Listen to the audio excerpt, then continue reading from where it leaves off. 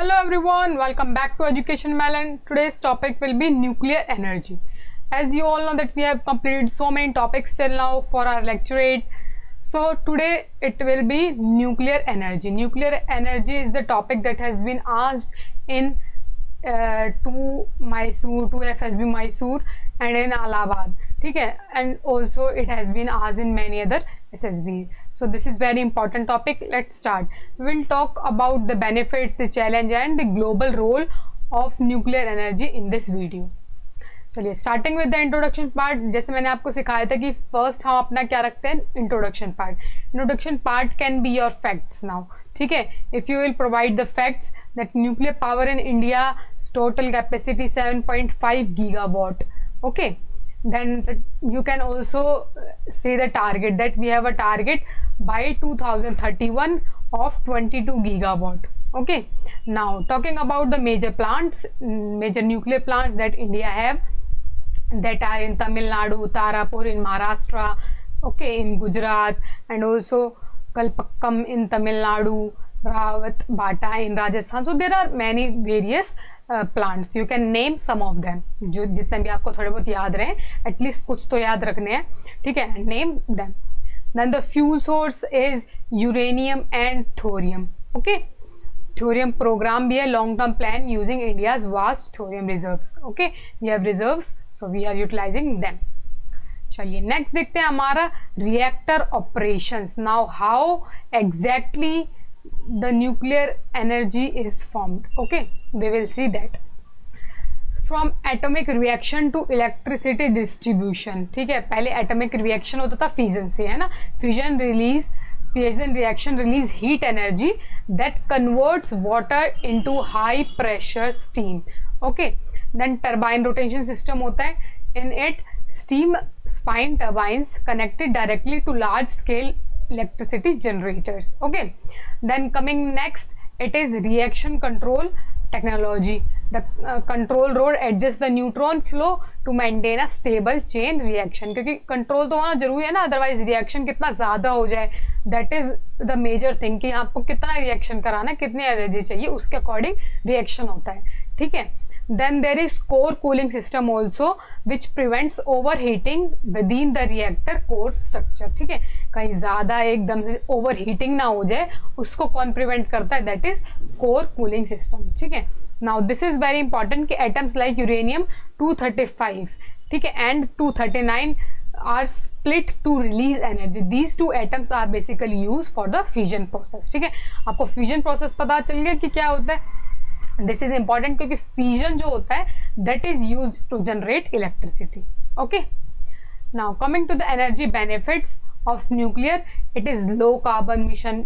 इससे क्या होता है, क्योंकि it is made of energy तो इसमें कार्बन का लो इमिशन होता है. Operational carbon emission remain significantly lower than coal facility. जितने भी कोल से निकलता है बेसिकली उससे तो बहुत कम इसमें कार्बन निकलता है. तो अब हमारा चला हुआ है कि हमें सोलर चाहिए, रिन्यूएबल एनर्जी यूज करनी है, तो उन सब में it is very beneficial. Okay, nuclear plants provide consistent base load electricity regardless of weather. कि वेदर के अकॉर्डिंग ऐसा नहीं है कि बहुत ज़्यादा वेदर खराब हो गया है, ये आ गया है, ठीक है, इट इज़ रेनिंग और some other issue related to weather, उससे कुछ ज़्यादा फर्क नहीं पड़ता. Nuclear plants they provide consistent base load.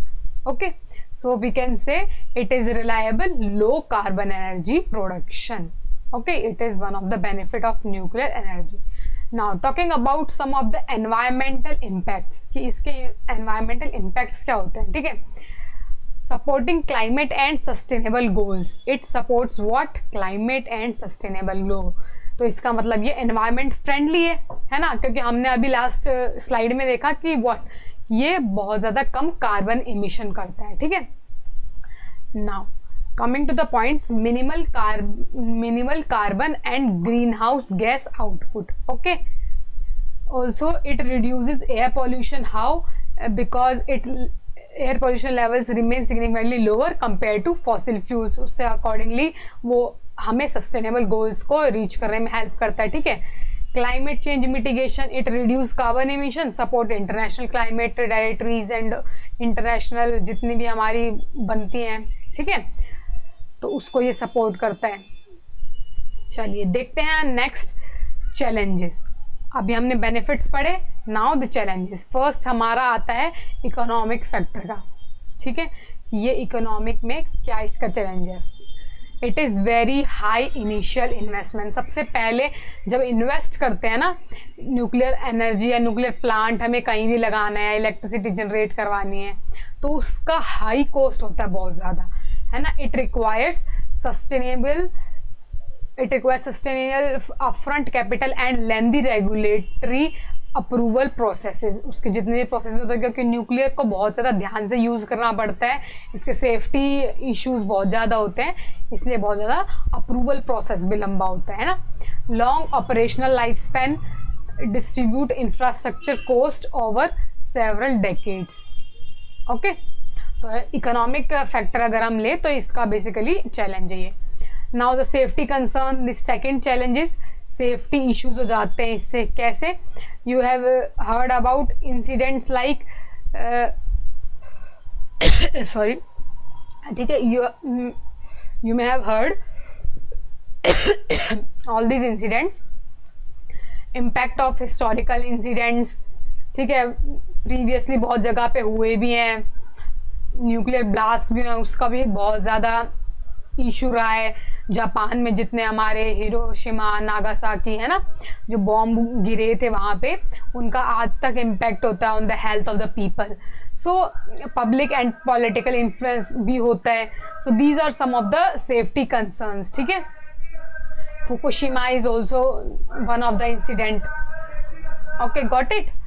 Now coming to next, it is waste management, ठीक है। इसका वेस्ट मैनेजमेंट क्या होता है, ये भी बेसिकली हमारा चैलेंज में आता है। The third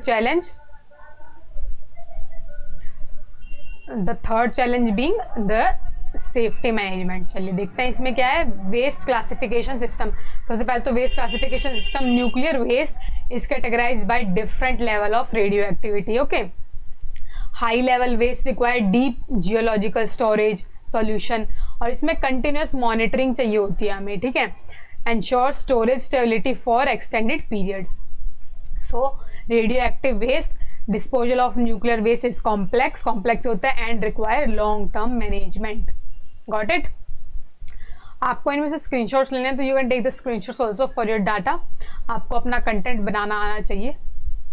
then coming the global contribution.